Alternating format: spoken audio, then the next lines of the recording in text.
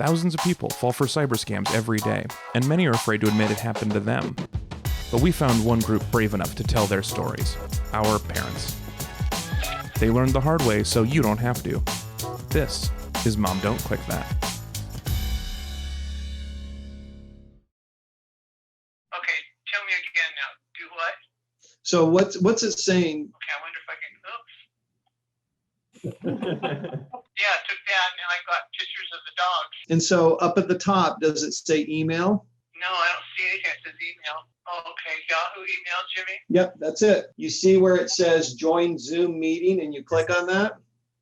Say yes. Launch meeting. Yep. Okay, it's blue and it says launch meeting, but it's not doing nothing. I don't know, is there something spinning maybe? Or sorry about this, guys. I'm glad you guys are finding humor in this.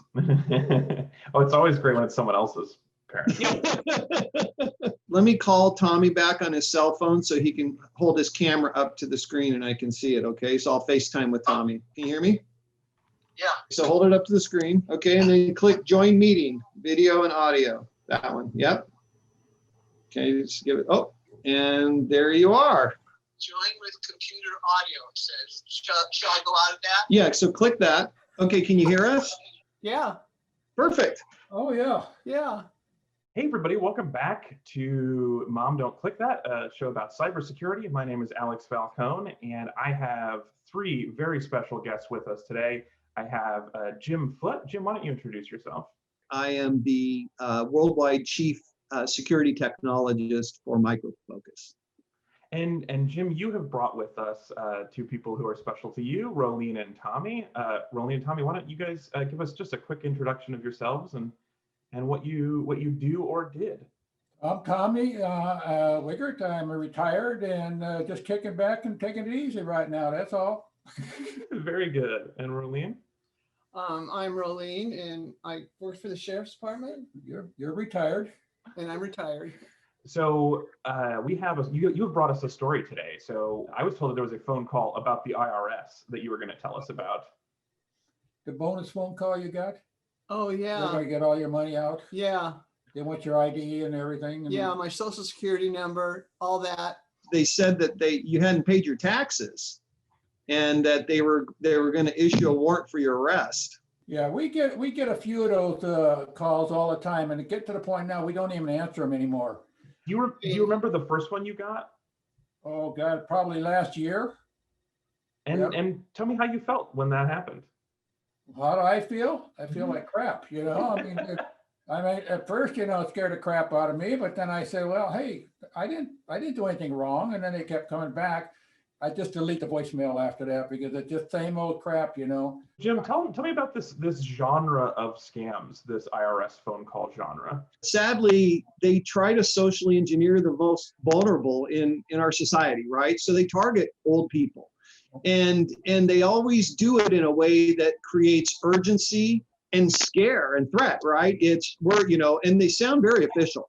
I'm Bob Winters, I'm with the IRS, and I'm badge number 54321, and you're delinquent in your payment. And this is the voicemail that they got. What did you, when you get a call like this, how do you help them figure out whether something is legit or not? What's your process? I would encourage anybody to investigate the resources that are available online through National Cybersecurity Alliance, or even, again, there's a lot of authority, or there's a lot of calls that come in from, I'm Amazon, or I'm your bank, or I'm the IRS. And, my recommendation is always don't click anything, but Google the source of the call, Bank of America. Call one of their agents. It's published on, on the website. So always go back to the source. What are some of the other types of phone calls have you gotten besides the IRS?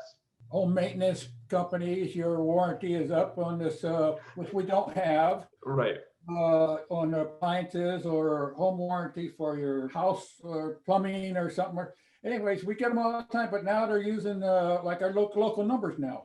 Jim, how is that possible? How is that happening? It's real easy to either spoof a phone number or actually get a local number using an IP phone, much like we're doing here. If you're in Portland, Oregon, and it's coming in from a 503 number, it could be actually connected to somebody on the other side of the world. Fortunately, my parents have a Jimmy, And, but, can you imagine some, unsuspecting retired person who just gets an email or a phone call and doesn't have the wherewithal or even the mental capacity to research it a little bit further.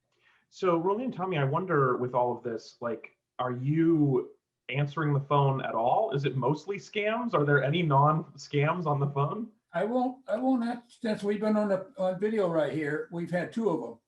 I don't know if you hear our phone ringing here. I've had two of them. And the last one was the area code 209. And I don't know anybody up in 209 area. That's Northern California.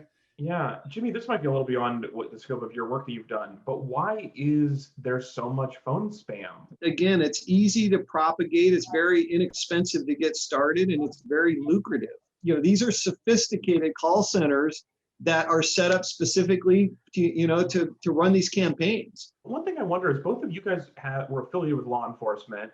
When Right. you were in law enforcement, did you ever encounter scams or fraudsters? Like, did you have any specific background on this kind of No, thing? because you figure about that. That's been 40 years ago.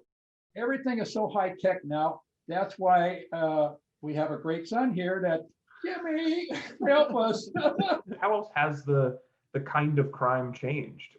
I think bad guys were more obvious, right? In the olden days, they used to have to get a gun, and then they would go into a liquor store and they would commit a crime, and they may or may not get money.